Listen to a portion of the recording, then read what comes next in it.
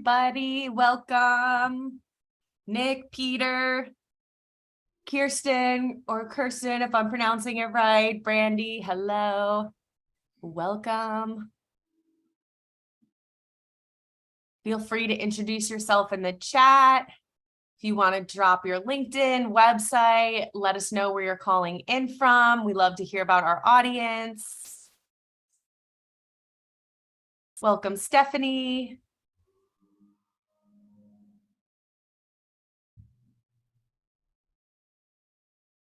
Kaden, nice to see you. We're going to give everybody a few minutes to come in. Thank you all for joining. Raphael, nice to see you again. Hello.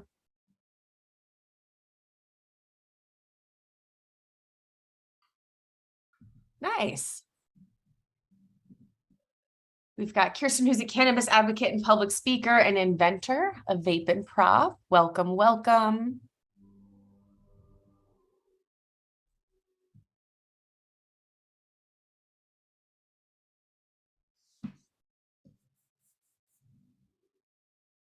Anyone have anything specific they're looking to learn or any questions you have before we get started?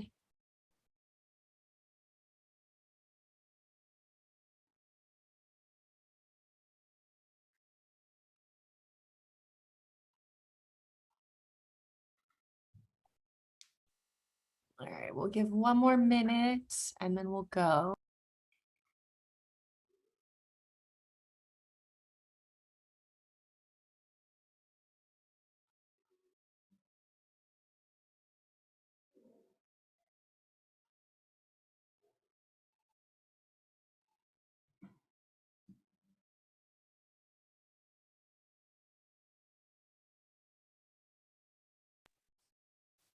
Okay. All right, let's get started in the interest of time. Thank you all for being here. My name is Lisa. I am the founder and CEO of the Cannabis Marketing Association. And today we are going to be talking about how Delta-8 THC changed the US hemp game. So this is a really interesting topic. We've gotten several requests for this, particularly as it blurs the line a little bit between cannabis and hemp, so to speak, from a marketing perspective and what that means. Today's guest speaker is Maddie Scanlon, who's a senior insights analyst at Brightfield Group. We've done a few webinars with Brightfield over the years, and they have tons of awesome information and research. I don't know if any of you were on last year's brand loyalty webinar, but those stats, I still use and quote those stats to this day. So I'm very excited to see what Maddie's going to present as well. We are a marketing organization, so of course I will be live tweeting, live Instagramming some insights from their presentation today. So if you follow along at Canna Marketing on both Instagram and Twitter, and you all post, I will share, relike, retweet, and get those insights out to everybody. So feel free to engage with us on social. This is a recorded event, and we will edit the video and send it out by the probably next week. So if you aren't able to attend the whole time, don't worry, we will do that. And for our members, we will also upload it into our member portal. This time is for you. So if you have questions, don't hesitate to ask. Maddie will have dedicated time at the end for Q&A. And if she's able to get to it, she will but no pressure. But if you've got questions, don't hesitate to engage. If you have any tech issues, you can message myself or Emily. We will be helping out on the back end. Otherwise, go ahead and throw your questions into the Q&A section, and we will get to those towards the end. And the chat is for you all. If you want to introduce yourself, their website, LinkedIn, let us know where you're calling in from, what you're here to learn, maybe what challenges you're faced with or what brought you to this webinar. Would love to learn a little bit more about our audience and see how we can help you out a bit more directly throughout the presentation. So with that being said, I'm going to pass it off to Maddie. Maddie, feel free to introduce yourself. I'm going to hop on social, and I will see you all on the other side. Thank you so much. Thanks, Lisa. So, hey everybody, I'm Maddie Scanlon, and I am Brightfield Group's Senior Insights Analyst on our Cannabis Market Tracking team. So, what does that mean? I spend my days looking at cannabis product data, as well as info about cannabis consumers, our cannabis landscape data. So, I'm just all over the place looking at cannabis from different angles. Here's a report we have worked on where we looked at Delta-8 THC. As you guys know, it's kind of a weird spot with CBD and cannabis in the US that doesn't exist elsewhere where this stuff is legal. So it's an odd dynamic to look at. So let's get right into it. Cannabinoids give you a little wiggle. Let's go. What we're going to do is first go through some terms to make sure we're all on the same page. Look at how we got here, what's happening with the hemp-derived cannabinoid market in 2022, the consumers of today, and really what's going to be important for the future and to take away. So, basic, what are cannabinoids? They're compounds found in the cannabis plant, or they're synthetically derived. We know there's at least 150 of them, and really, CBD, THC, CBN, Delta-8, it's just scratching the surface. So as time moves on, we're actively learning as this stuff comes out and it sometimes hits the market. Quick differentiation between hemp and cannabis. I'm going to keep saying these words and I just want to make sure we all know exactly what I'm talking about. So, hemp are cannabis plants that produce high amounts of CBD and are Farm Bill compliant. That's the key indicator here that they are cannabis plants or derivatives that contain no more than 0.3% Delta-9 THC on a dry weight basis. And often these hemp derived cannabinoids are coming from hemp. So, you have synthesis of different cannabinoids from hemp. With cannabis, these are cannabis plants with high amounts of THC. And usually we're not doing anything with this high amounts of THC. We're not going to synthesize it into something because a Delta 9 THC is already quite valuable here in the US. So those are just two quick differentiators. And synthesized cannabinoids. So what do I mean when I say this? Essentially, when one cannabinoid is chemically altered to be another cannabinoid. And this is what we're seeing in the creation of Delta-8. They're able to turn CBD into Delta-8 THC. And this is a process that has existed for a while, since the 1960s. The one thing that's a little odd about it right now is there's not a lot of oversight into this process, and not a lot of people know that a chemical process is happening from CBD to Delta-8 THC. So, terms aside, how did we get here? How did we get to this situation where we have a legal psychoactive cannabinoid around many of our states? Well, essentially, CBD wasn't the only cannabinoid that the Farm Bill legalized. After there was a surplus of hemp when the Farm Bill passed, people needed to find a way to use this biomass for something else and found out that it could be synthesized into many other cannabinoids. So, first, we started seeing CBG and CBN. These are two non psychoactive cannabinoids, and they were added into formulations for different purposes, with CBN specifically finding a niche in sleep. But eventually came psychoactive hemp derived cannabinoids, Delta 8 THC, Delta 9 even. And so here you can see one brand, CB Distillery. In 2022, they started with the CBN, and now here, or sorry, in 2020, they started with the CBN, and now here in 2022, they have CBN and THC gummies. So the hemp derived THC, it is here and all over. So how did that get here? It all started with Delta-8. There are plenty of we can talk about, but Delta-8 really started to hit shelves around the end of 2020 and become known as this diet weed, this light weed that was legal and you could access. And at first we saw brands that were exclusively for Delta-8. CBD brands didn't really want much to do with these psychoactive cannabinoids to start. So brands like 3 Shy and Barely Legal Hempco, which is one of my favorites because it's a bear and barely legal, they all started to pop up and serve this audience that wanted access to Farm Bill compliant hemp derived cannabinoids. So by Q2 of 2021, we first started looking at this. 26% of CBD consumers and 27% of cannabis consumers from two separate studies, they were aware of Delta-8 THC. So when this hit, it started to gain awareness fast. And part of that was because of the mainstream media calling it out. But not much was really known about the difference between Delta-8 and Delta-9. Still to this day, you know, we don't really know what the research will come back as. So people had to rely on anecdotal evidence. So this was from some social listening we did back in 2021 of people explaining what they were doing with Delta-8. So what do you do to decompress during breaks? Have you tried Delta-8 to help reduce stress and anxiety? messages like this really started to cement what Delta-8 was for and how it would be positioned going forward. So today in 2022, 18% of Americans are aware of Delta-8. And so besides looking at CBD and cannabis consumers, that's one thing we're very well known for at Brightfield Group, we also started looking at wellness of the general population. And so we do that on our Evergy Consumer Survey. So we see how Americans are staying well. And part of that is cannabis CBD and these hemp-derived cannabinoids. So this isn't just people who are already using cannabinoids. This is of Americans. 18% are aware of this, and it's only been here for about 2 years. And 6% say they've used it in the past 6 months. So that's quite interesting. And that's specifically Delta-8. We've seen it expand beyond Delta-8 to be Delta-10, THCO, HHC. I recently saw THCP. We're going to see a lot of different cannabinoids coming out of the ability to synthesize things from CBD. And it's not being kept to just the brands who are off doing the Delta-8, Delta-10. You see brands in California. Level, a very prominent capsule brand, sells a Delta-8 product. A moderate high relaxes both mind and body, they claim. CBDFX, they sell a Delta-9 THC gummy that's available online, as well as CBDMD. They call their microdose capsule with Delta-9 available online. And this is all hemp-derived Delta-9 THC. So now let's look at the Delta-8 and or Delta-10 users of today. So as we mentioned, we can look at the American population and we can see, okay, of those that are using Delta-8 and or Delta-10, how do they compare? So this group is skewing younger. 62% of them are millennials or younger, so millennials or Gen Z over the age of 21, compared to only about 36% of the general population being of that age group.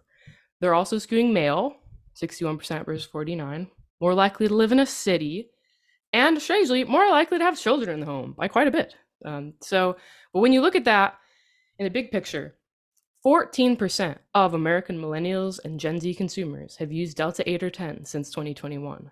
So, we saw 6% were using it all over, but when you cut that young group, quite a lot a bit more. And it's interesting to see over time how the people using Delta-8 and Delta-10 are shifting. So within Evergy consumers, we have some segments that we look at. And here we have the trendy enthusiasts, wellness seekers, and better way believers. And so as it sounds, the trendy enthusiasts are those people who are really cutting edge, out there trend hunting, being the first ones to try something with their friend group type of thing. While the wellness seekers are kind of the fast followers, seeing, okay, what's going to keep me well, but making sure somebody tried it before me. And then the better way believers are even further on that. They want to do things. They're idealists who focus on bettering their bodies the right way, trying to do things the proven way.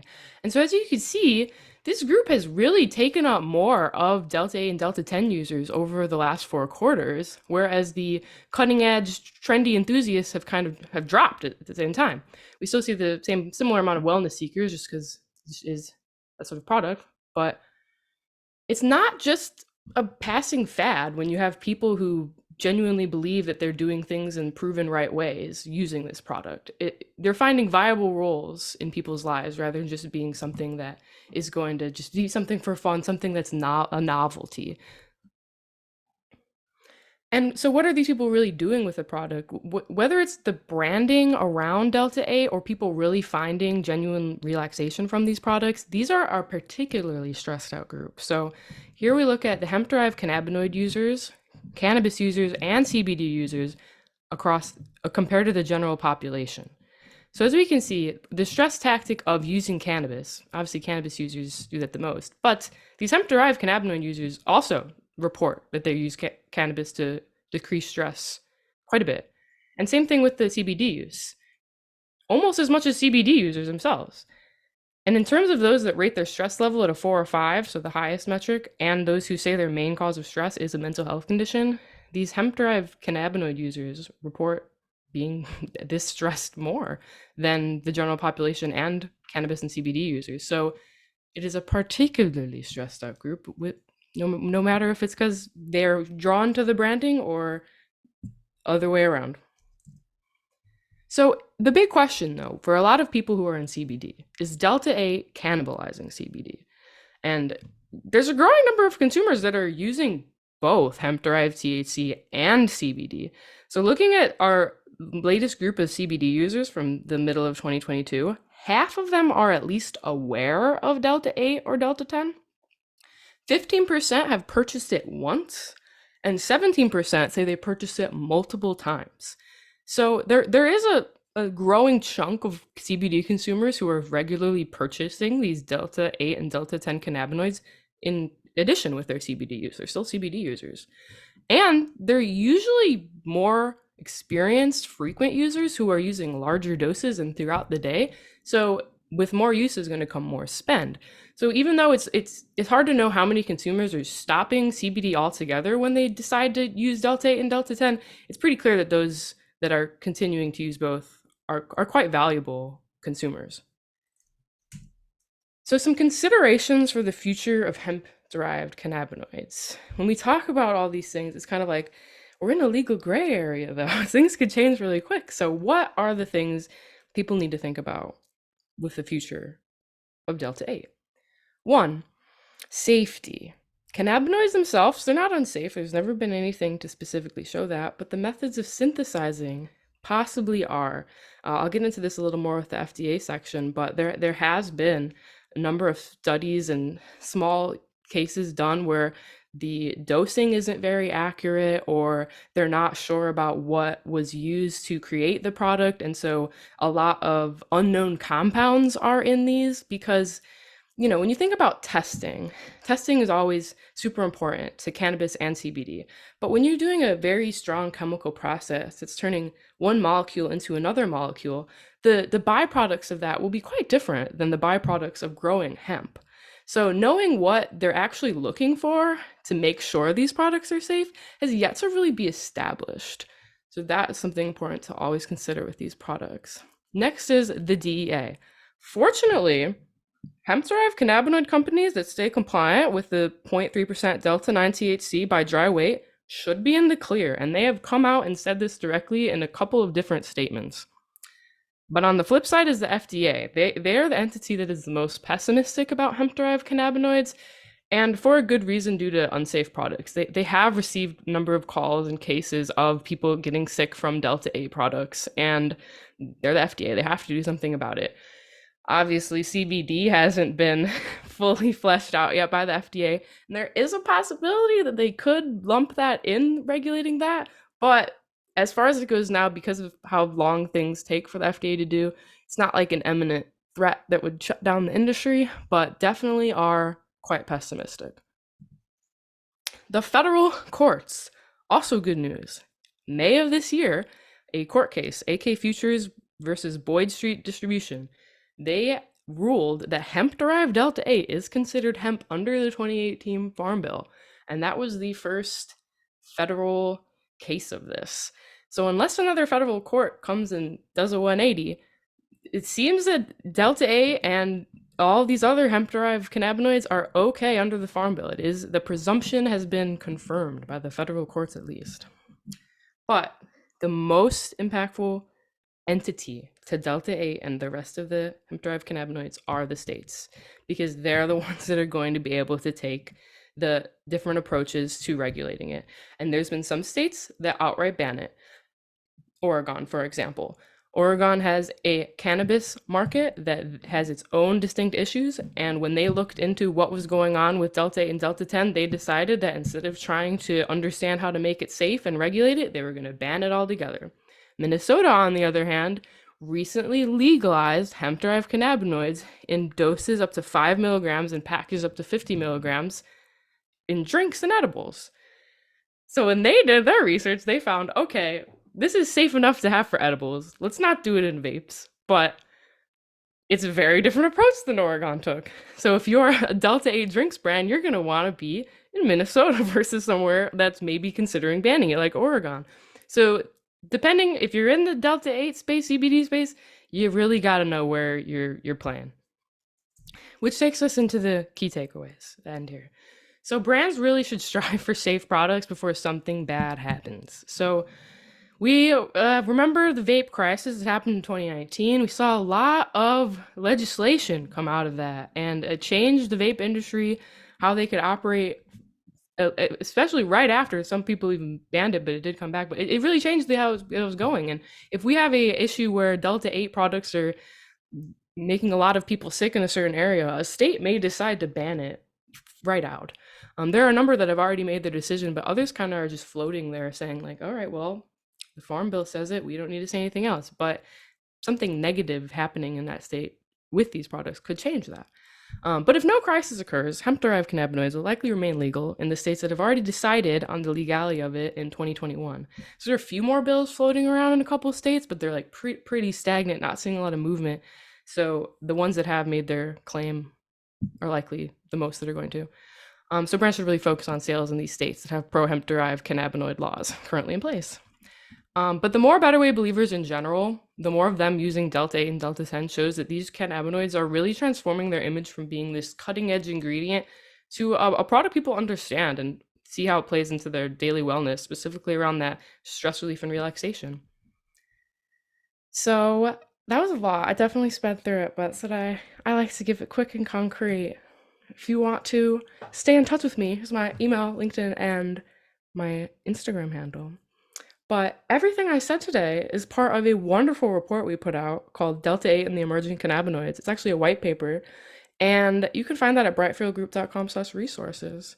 And this is a really interesting topic for Brightfield Group. We're actually planning to do a whole market sizing of the hemp-derived THC space because it is so distinct in the US from CBD and the legal regulated cannabis industry. But I would love to get into the questions. I think Lisa will come back. Okay. Yeah. Hey, everybody. Thank you, Maddie. That was awesome. So, okay, if you've got questions, throw them in the Q&A. I'm looking at the chat as well. But the first one, Adrian said, can Delta-8 currently be sold online? Yeah, very much so. Cool. That's Yeah, straightforward. and that's one of the things about it is it appeared in a lot of CBD channels when people were buying a lot of CBD online. So people were able to discover it pretty quickly who were already using CBD because of the online distribution. And Sam said, is Maddie aware of the top Delta-8 brands / manufacturers? Sam, are you curious their names or just if she knows who they are? Yeah, actually, so that'll be a big part of what we do in our market sizing. We're actually going to take a shot at doing brand shares for the hemp-derived THC industry. But one of the big ones I know, and they claim to be the people who actually discovered Delta-8 or most recently brought Delta-8 back, but 3 Shy, they were a company I mentioned who definitely are a big player, but our company is going to be looking into the financials, the SKU counts, the distribution, all of that to really understand who are the players in Delta-8. Ian said in the chat, what is the attrition from CBD users who are leaving CBD for D8 completely? Yeah, see, that's really hard to know because our survey is a survey of CBD users as it stands. If you're not a CBD user anymore, you're not in the survey. So it's very difficult to gauge that as it's right now. But as we continue to explore Delta over time, and especially with our Evergy consumer survey of the general population over time, we'll be able to see those longer term shifts quarter to quarter. But so far as it stands, CBD use is still the more common cannabinoid to enjoy. Kirsten said, what are the chemicals in process to convert CBD to the other cannabinoids? This is a really deep one. And actually, I'm super lucky because my husband is a chemist. So me and him have been able to look at some of these really hardcore scientific papers and try to understand what's going on. But essentially, it's closing a ring on a molecule. A lot of strong chemicals can be used to do it, which is part of the problem. They don't know which is they don't really have best practices, it seems, on a large scale. So if you can use 150 different chemicals, just say, how can you test for the different byproducts is kind of the big question. And I see that the follow-up question to that, you think if they really know it's D8. And yeah, that's been some of the problem with it's hard to know exactly the ratio they need to use. It's hard to have some of this hardcore equipment to make it to know exactly if it's going to be Delta-8 or if they overshot it and it became Delta-9 and Delta-10, which is kind of what happens. And some of these things that you're trying to, that some of the possible byproducts of these chemicals, you can't even test for. You would need to go find a huge academic lab with like $1 million equipment, and it would just be very difficult. So yeah, it's hard to know what they're putting in it to make Kirsten, it. does that answer your question? I'll leave it up for now. And then her follow-up was, so don't vape it. Yeah, I'd say that's what Minnesota as a state decided. So I would that's the most, personally, no, I would not vape it. But ingesting it in that small of an amount, I'm not a doctor, I don't make any medical claims, but it seems that it might be wiser to stay away from vaping it. Lorenzo said, what about THCP, THCV, THCO, and HHC? Yeah, so these are all hemp-derived cannabinoids as well. So they come from the same type of chemical process that Delta-8 does. It's just the molecule is slightly different. So they're closing a different ring or they're opening it in a different way. And then Lloyd asked, can you comment on the quote higher effect from Delta-8/10 at a max of 0.03 THC percent in dry weight flower versus gummy weight wet?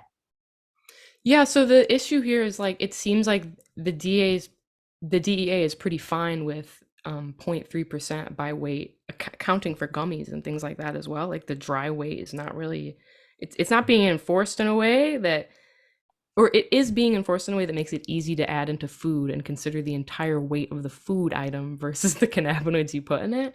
So I'm sorry, I got a little lost in there. What was the first part of that question? That's okay. He said, can you comment On on the the higher effect. yeah. Yeah. So they can essentially put more in it legally. If the dry weight 0.3% on a flower is like, yeah, that's very little milligrams of THC, but 0.3% weight of a brownie, you put a lot more milligrams in that. I don't know if that was the answering it. That makes sense, Lloyd. Yeah. Any other yeah, he said same with edibles. Yeah. Yeah, that makes sense. Any other questions? We're rolling along real quick. Okay, here. Yeah. Ian said you can buy D8 online, but there are back-end providers, commercial insurance, e-com platforms, merchant gateway. Are they actually supporting it, or are they just unaware that D8 is being sold? I don't know. I mean, it's people really don't know so much about Delta-8. People don't realize too that like Delta-8 comes from hemp in a way that is chemically synthesized. So it's just like there's no really knowledge about it unless the brand tells you, and the brand's not going to tell you. Yeah, that's pretty similar in cannabis too. Diane said, do you know if it's safer to have cannabis versus hemp if you live in a state that cannabis is legal? I mean, it depends what you want. I live in Illinois where cannabis is legal, and I actually do smoke hemp regularly because I enjoy smoking CBD. But cannabis versus the hemp-derived cannabinoids, because they're regulated and they go through such a system depending on the states you live in, it'll most likely be safer than something that is not really going through any of those checks. Do you see D8 becoming more popular than D9? Uh, that's a hard one. I don't think so because obviously cannabis is huge.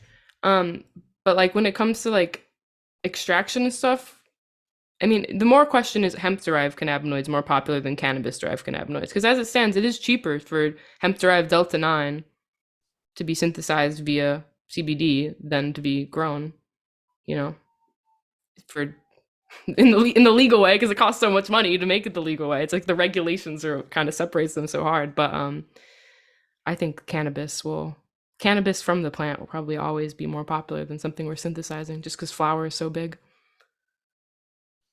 And Diane followed up to her question saying that was specific to wanting THC. So Diane, just let me know if her answer didn't clarify. And then Robin just had a comment that she uses Shopify to sell their D8. So that's Yeah, I mean, I'm not really exactly sure about. I know like there's special concerns about vapes specifically being sold, because of the USPS can't ship vapes anymore, and so yeah. But however people can get them, they're distributed around on the internet and vape shops all around. And then Robin asked, what about cannabinoid blends, D8 and D9 combined? Any market expectations for that? Yeah, that's the thing that's going to be very unique in sizing this market is that they are so thoroughly combined. A lot of these formulations, when people make them, come with a combination of Delta-8, Delta-9, Delta-10, depending how it was made. So, um, info to come, we will be looking into that. And then Edgar asked, does it get you high? I'm assuming he's asking about D8. It does. It should get you high. It is a cannabinoid that works very similarly to Delta-9 THC as far as we know. It does. In my personal experience, it was, I don't know if it was stronger, but it sort of had it has an effect for sure. I've had it in I bought it in distillate form from 3 Shy, and I put it into Jello Jigglers, and Right. people enjoyed it, and nobody had a bad experience. I was under the impression, oh, it's like Delta-9 without the paranoia. That's what they say. Put that in very big quotes, but it did feel that way. So we'll see once we can get some cool research really into the differences between these cannabinoids, that will reveal what they're going to be good for. Like I could see a world where Delta-8 is found to be like really good and therapeutic if they're able to, synthesize it safely, and it could become something that's very established as a cannabinoid in our roster of cannabinoids. But the research is still out. Well, we gotta wait a while for that. Adrian asked, can one currently grow hemp CBD in Illinois and how many plants? You can, and I don't think there's a cap on the amount of plants. You just have to have a license. But there's a really great organization, the Illinois Hemp Growers Association, and they definitely know how to get you into that if you want to. Lorenzo said, what is your favorite D8 strain? Any recommendations? I really don't. Delta-8 strains aren't real. I'm gonna say that right there. Because they're synthesizing it so deeply, you're not really able to keep any of the things that make a strain a strain. It's the same as absolute isolate Delta-9 THC that you can buy, in dispensaries. So the strain part is them adding in terpenes, whether they're naturally derived or botanically derived. But if you're going to Colorado, I recommend sticking with legal cannabis. Yeah, they do a good job there. And then will the slide decks be available? So everything I presented on the slides actually is in the report that you can get right now at brightfieldgroup.com/resources, and they'll be sending out that link directly to it as well. Yeah, we can definitely do that. Okay, any other questions? I've got some comments. Lloyd has a suggestion for leading testing labs in Boston. And Dan said, I think once someone markets alternative cannabinoids effectively, we will have solid footing within cannabis space from a tax standpoint. But big cannabis is like big farm right now. They don't even want craft growers in the market. And then Lloyd put another link about the 30-person Colorado task force working on how to regulate D8 with or outside the D9 legal channel. So Yeah, that'll be super cool to see. Colorado is definitely seems to be putting more thought into it than Oregon had. Not to shade Oregon at all. They're gonna do what they're gonna do. But to really figure out like, hey, how are we gonna hold these chemists accountable for making a good product? Like I can't wait to see the state that really does that. It might be Minnesota. Minnesota's coming through the process of figuring out how they're ensuring it's safe, but that'll be instrumental in Delta-8's and all hemp-derived cannabinoids legitimacy. Yeah, these are great questions. Lloyd, I'll take a look at that link. We can include that in the follow-up too for anyone who's interested in learning more. Any other comments, questions for Maddie? Anything else on Delta-8? For anyone who is a longtime CMA webinar viewer, did you like the shorter format? We usually do an hour, but we have been getting more requests for the short and quick lunch and learn. So awesome job, Maddie, doing so much in such a quick period of time. Really appreciate that. I'm trying not to repeat myself so hard. That was my 2022 goal, and so you get it quick and in. I feel you on that. I feel you on Yeah. that. Nice. Okay, well, it doesn't look like any more questions. Appreciate all the feedback. Let's give a virtual round of applause for Maddie in the chat. Follow her on Instagram at made_content. You can connect with her on LinkedIn.